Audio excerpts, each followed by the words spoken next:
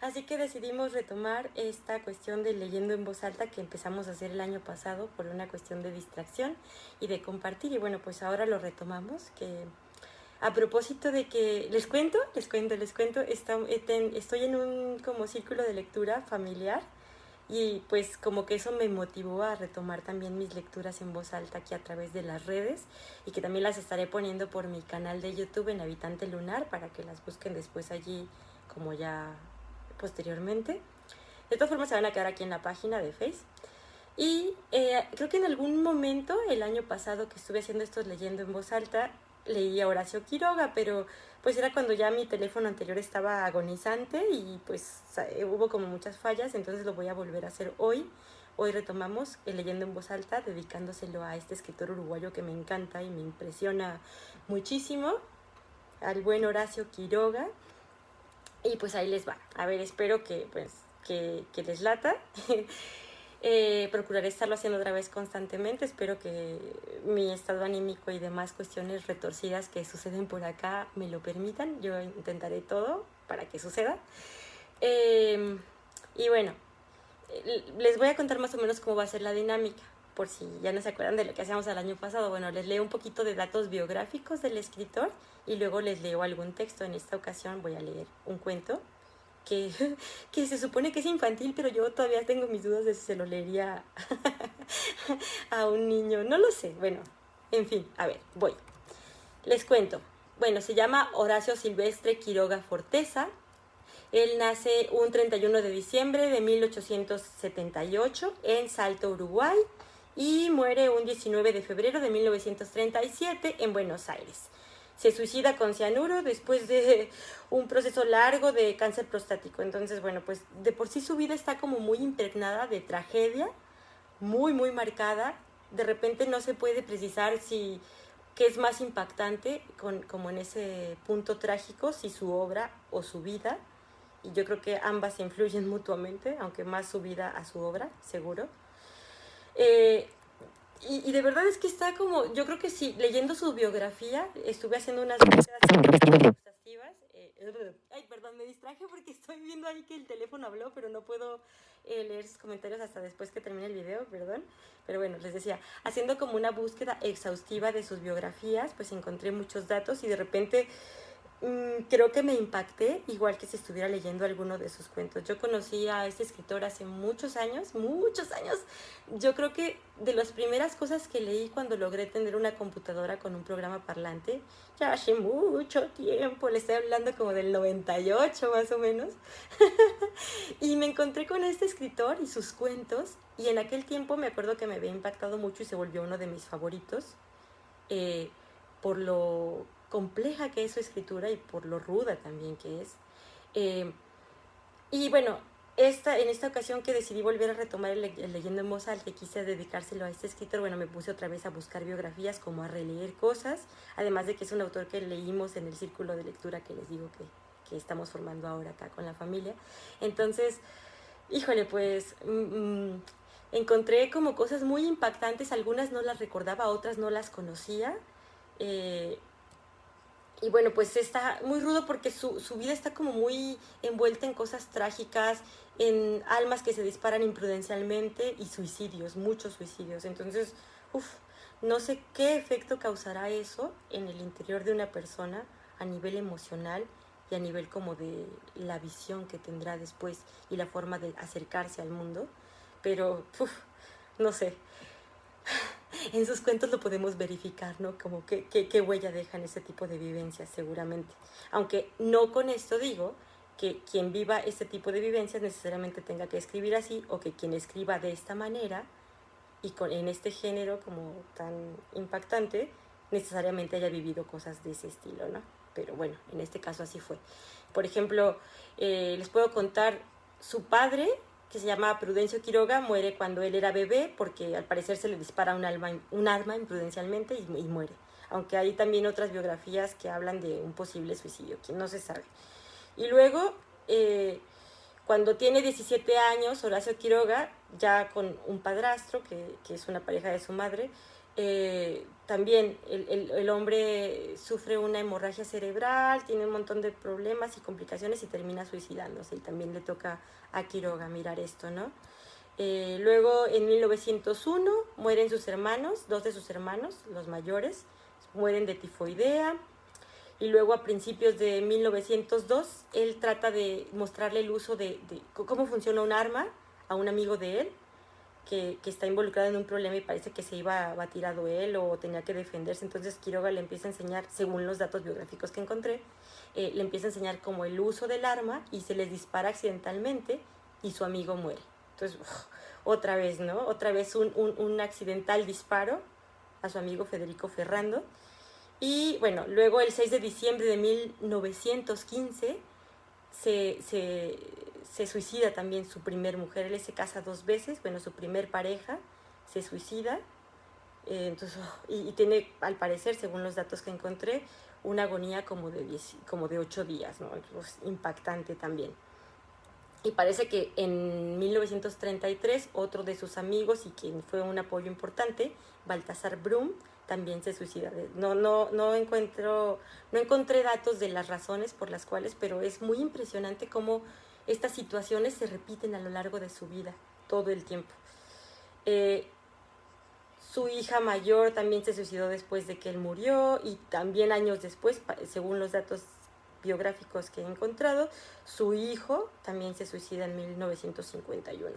Y de hecho el mismo Quiroga, pues yo supongo que le resultaría insoportable el proceso de su enfermedad, también se suicida con cianuro, ¿no? En 1937 y pues muere el 19 de febrero de 1937 en Buenos Aires. Entonces pues es como escalofriante. Y bueno, cositas más que podemos contar de su vida para hacer como una pausa en esta historia tan difícil. Pues él se casa 2 veces, la primera vez con una mujer 15 años menor, que fue su alumna, porque él también fue pedagogo. Con ella tiene 2 hijos, uno que nace en 1911, su hija, y un hijo que nace en 1912. Y luego se casa por segunda vez con otra mujer en 1927, con una amiga de su hija, que es 29 años menor que él. Y bueno, ella al final sí deja la pareja por desavenencias y se lleva a su hija, ¿no? Como unos años después de que se unen. Entonces, pues sí tiene una vida ahí muy intensa, marcada mucho como por su contacto con la selva y la naturaleza. Y bueno, ¿qué más podemos decir de él? Algunos otros datos curiosos que encontré por allí releyendo biografías y biografías. Bueno, practicaba esgrima, ciclismo, tocaba guitarra, etcétera. Le gustaba la crítica de cine y bueno, escribe teatro, novela y cuento y también algunas cosas de poesía. Y bueno, les puedo contar ahora de su trayectoria. Bueno, les voy a leer un poco como su obra, más bien, como la lista de su obra para ya no tardarnos más en esta parte y leerles el cuentito, porque si no me voy a tardar 200 años en leyendo en voz alta. Bueno, se estima que llegó a escribir más de 200 cuentos, algunos no publicados en libros, sino en revistas o en publicaciones, periódicos, etc. También 2 novelas y 6 novelas breves y una obra de teatro. Y bueno, entre sus aportaciones a la literatura, además de bueno, su vasta obra y ese estilo tan peculiar, bueno, pues tenemos este escrito que es muy interesante, que es el Decálogo del Buen Cuentista. ¿Y qué más les puedo contar? Bueno, pues les hago como una lista de sus publicaciones, una lista general. En 1901 publica Los Arrecifes de Coral, que es de poesía. En 1904, El crimen de otro, que son cuentos. 1908, Historia de un amor turbio, que es novela. 1917, Cuentos de amor, de locura y de muerte, que son cuentos. Y de hecho de este libro yo he leído varios cuentos y están como los más conocidos, por ejemplo La gallina degollada o El almohadón de plumas, que no sé si lo han leído, pero uy, es intenso, es intenso.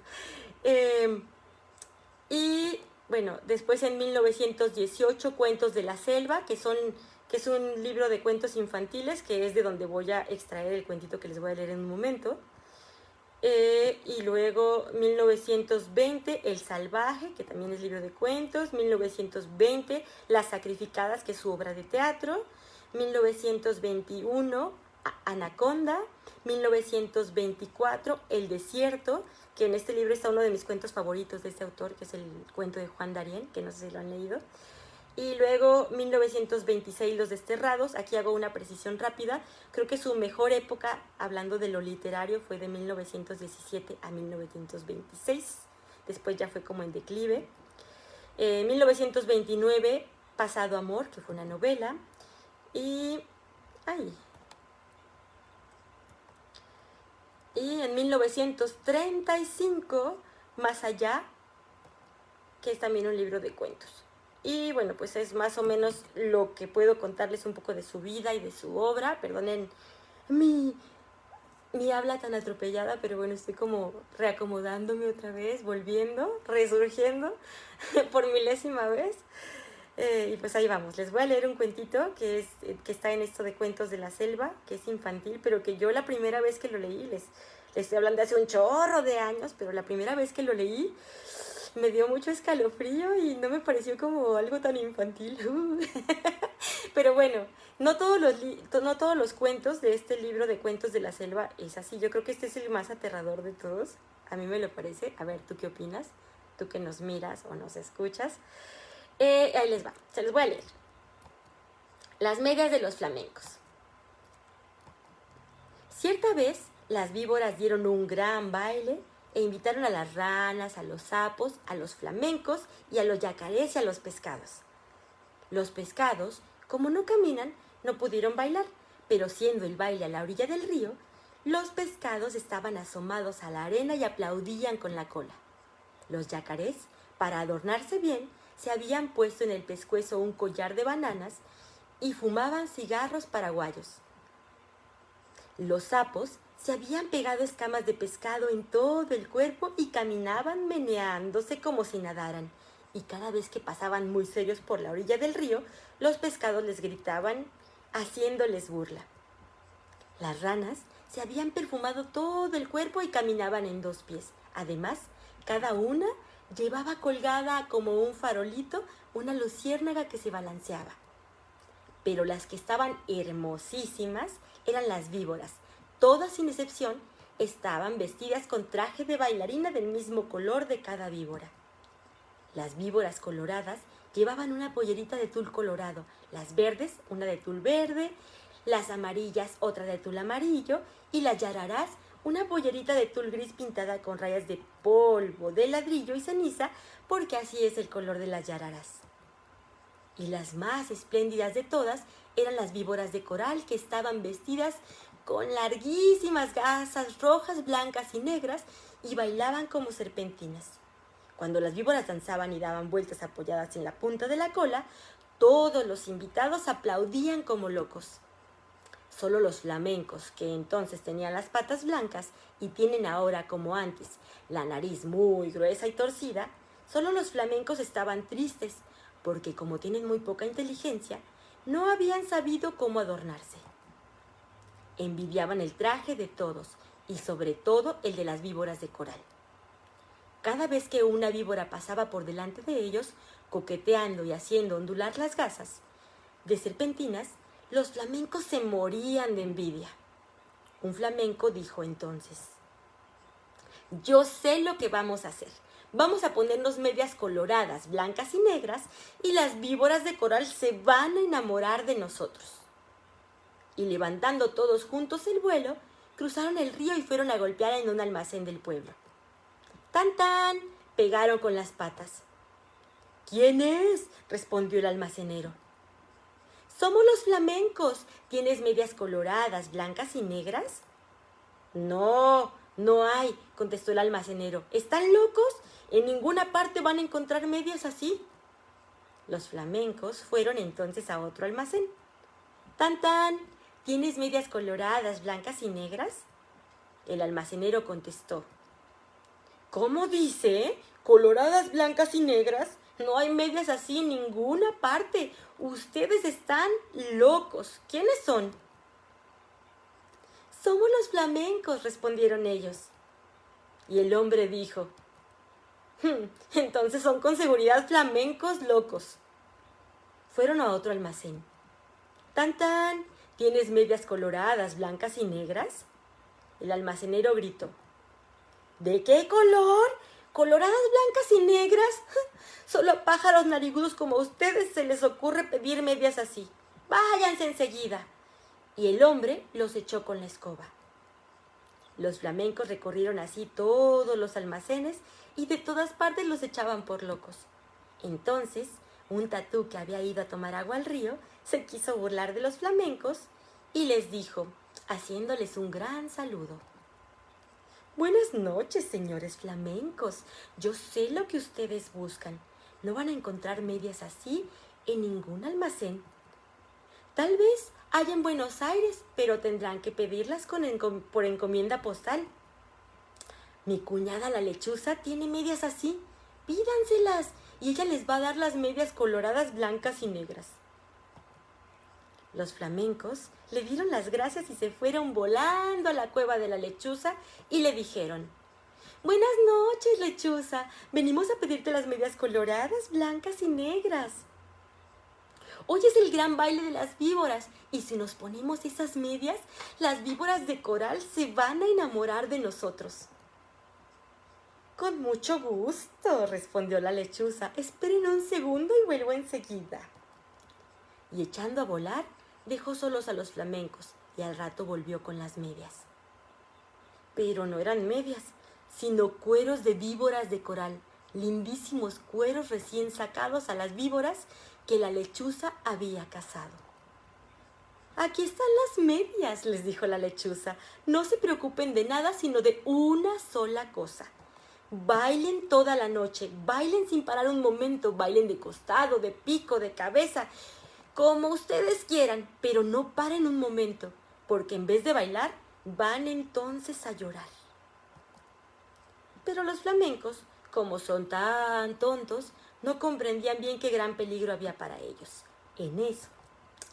Y locos de alegría, se pusieron los cueros de la víbora de coral como medias, metiendo las patas dentro de los cueros que eran como tubos. Y muy contentos, se fueron volando al baile. Cuando vieron a los flamencos con sus hermosísimas medias, todos les tuvieron envidia.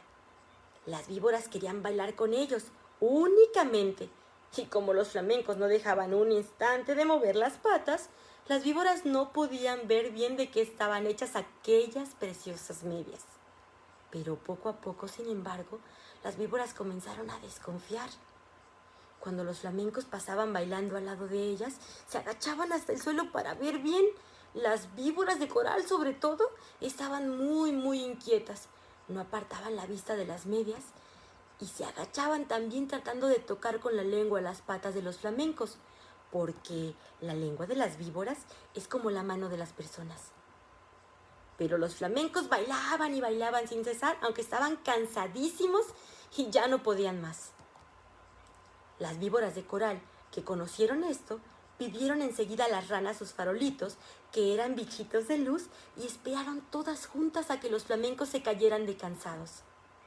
Y efectivamente, un minuto después, un flamenco que ya no podía más, tropezó con el cigarro de un yacaré, se tambaleó y cayó de costado. Enseguida las víboras de coral corrieron con sus farolitos y alumbraron bien las patas del flamenco.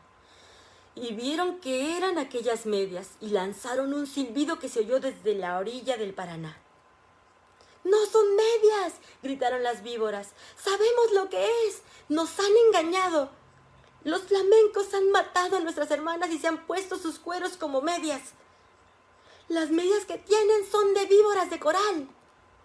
Al oír esto, los flamencos, llenos de miedo porque estaban descubiertos, quisieron volar, pero estaban tan cansados que no pudieron levantar una sola pata. Entonces, las víboras de coral se lanzaron sobre ellos y, enroscándose en sus patas, les deshicieron a mordiscos las medias. Les arrancaron las medias a pedazos, enfurecidas, y los mordían también de las patas para que murieran. Los flamencos, locos de dolor, saltaban de un lado para otro sin que las víboras de coral se desenroscaran de sus patas. hasta que al fin, viendo que ya no quedaba un solo pedazo de media, las víboras los dejaron libres, cansadas y arreglándose las gasas de sus trajes de baile.